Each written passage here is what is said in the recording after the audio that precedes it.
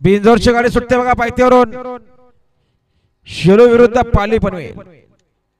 Super fast गाड्या आहेत बघा. उजून पाहणारे चैतन्य गुरुनाथ शेठ मसने शेलूकरांचा बादल आणि पवन. डावीने गाडी पाहणारे कैलासवासी रामदास लक्ष्मण शेलके पालीकरांच्या बादलची गाडी. त्याच्यासोबत घरचा साजे.